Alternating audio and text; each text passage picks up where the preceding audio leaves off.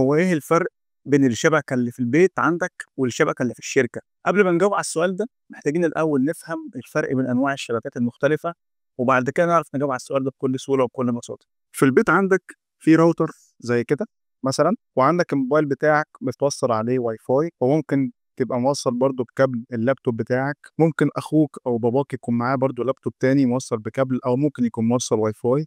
الشبكة دي اسمها بير تو بير، ند بند، او راس لراس. يعني من الاخر الاجهزه كلها على نفس المستوى، مفيش حد فيهم اجمد من التاني ولا حد فيهم اعلى من التاني او حد فيهم يقدر يتحكم في التاني. على الناحيه التانيه بقى هتلاقي الشبكه بتاع الشركه بتاعتك فيها سويتشات كتير قوي، وكل سويتش من دول متوصل بيه اجهزه كمبيوتر كتير قوي. زي مثلا السويتش ده كده مثلا رابط الناس بتوع الحسابات، السويتش ده مثلا رابط الناس او اجهزه الكمبيوتر بتاعه قسم الاتش ار، السويتش ده مثلا رابط اجهزه المخازن، وهكذا. طيب بذمتك كده ومن وجهة نظرك، هل من الصح ان انا اخلي الاجهزه دي كلها كده تبقى بير تو بير، يبقوا ند لند؟ طيب انا كاي تي انجينير او انا كراجل بصمم الشبكه بتاعت الشركه، مش لازم انا اعرف اتحكم في الاجهزه واعرف اقول للاجهزه تشتغل امتى وتقفل امتى؟ لو عندي طبعات او برنترات محتاج برضو اقدر اتحكم في البرنترات دي، واقدر احط البرنتر مثلا لكل قسم، بدل ما اجيب لكل جهاز كمبيوتر برنتر انا ممكن اجيب برنتر واحده لكل قسم او لكل مكتب. طيب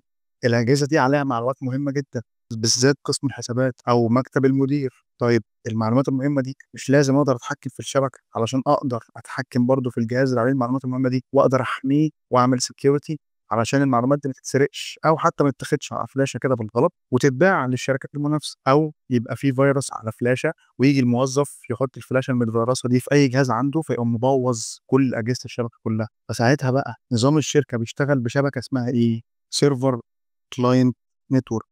ودي ببساطة إن بيكون عندي جهاز سيرفر، جهاز كبير هو اللي بيتحكم في كل الأجهزة دي، والأجهزة دي كلها عاملة زي عياله كده، هم الكلاينتس اللي عنده أو هم التشايلد بتوعه، هم عياله من الآخر اللي يقدر يتحكم فيهم. فيقدر يقول لقسم الحسابات أنت آخرك تكلم الأجهزة اللي في قسم الحسابات بس، إنما ما تعرفش تكلم الناس بتوع الاتش ار. ويقدر يقول أي جهاز في الحسابات ممنوع يدخل يو اس بي، ممنوع يحمل برنامج من غير ما يرجع لي، ممنوع يفتح مواقع معينة على النت او على جوجل، يستخدم مساحه معينه من الجهاز بتاعه، او يستخدم مساحه معينه من السيرفر. لو عايز ينقل فايلات مثلا ينقل فايلات الاكستنشن بتاعها دوت تي اس في اللي هي بتاعه الاكسل، او ينقل صور او يشتغل على برامج معينه، انما ملوش الحق انه يعمل اي حاجه تانية مختلفه عن كده. مين اللي بيعمل الحركه دي؟ السيرفر، عشان يتحكم في كل اجهزه الشبكه اللي هم ايه؟ اللي تشايلد او الكلاينت بتوعه. طب انا علشان اطبق الشبكه دي او عشان اطبق الفكره دي اطبقها ازاي؟ لازم اعرف الاول كلمه صغيره خالص اسمها الدومين. يعني ايه دومين؟ الدومين ببساطه هو الحيز او هو النطاق او هو كده المساحه او الحدود اللي الاجهزه بتاعتي جواها. فانا كده بشكل افتراضي هقول ان انا عندي دومين او عندي سور كده كبير محاوط كل اجهزه الشبكه. الدومين ده مثلا تعالى نفترض ان هو اسمه اتعلمها مثلا. فانا كده بكل بساطه على السيرفر هقول للسيرفر انت هتشتغل سيرفر، انت هتشتغل البابا بتاعهم، وهنعمل دومين هنسميه اتعلمها. وبعد كده هندخل كل اجهزه الكمبيوتر اللي موجوده في الشركه بتاعتي جوه السور او جوه النطاق او جوه الحدود بتاعه الدومين اللي اسمه اتعلمها. ومين اللي يقدر يتحكم في الاجهزه اللي جوه الدومين دي؟ السيرفر. فاي جهاز بعد كده بقى هيخش جوه الدومين اللي اسمه اتعلمها ببساطه كده بشكل تلقائي هيبقى تحت تحكم الجهاز بتاعي اللي اسمه السيرفر. وهنا انا قدرت احقق حاجتين: اول حاجه السكيورتي، ان انا قدرت احمي الاجهزه اللي داخله العاديه اللي داخله الشبكه بتاعتي باستخدام السيرفر. الحاجه التانيه ان انا دلوقتي بقيت قادر اتحكم في الاقسام وقادر اتحكم في الجهاز ده. فتخيل كده معايا ان ممكن السيرفر ده وانا فاتح السيرفر اقدر اخش على اي جهاز كمبيوتر من اجهزه الكلاينتس اللي عندي او الاجهزه اللي تشايلد اللي عندي واتحكم فيه. ممكن مثلا لو في ويندوز نزل جديد، بدل ما انا اروح بنفسي علشان اعمل نسخه ويندوز على الاجهزه بتاعتي العاديه، وتخيل بقى عندك 100 200 300 جهاز هتروح بنفسك تروح تعمل 300 نسخه ويندوز، لا، انت وانت قاعد على السيرفر تقوم عامل سكريبت بسيط وتقوم حاطه على كل الاجهزه، فالاجهزه كلها في وقت واحد تعمل نسخه ويندوز. او لو في ابديت نزل جديد او لو في برنامج مثلا محتاج احمله لقسم حسابات، وانا عندي قسم حسابات فيه 40 50 موظف، هروح بقى لكل جهاز واحمل البرنامج؟ لا، انا عن طريق الدومين اللي ماسكه السيرفر هرن سكريبت كده بسيط في البرنامج ده وهم عامله بوش او هم رميه على كل اجهزه الحسابات بس، وهكذا.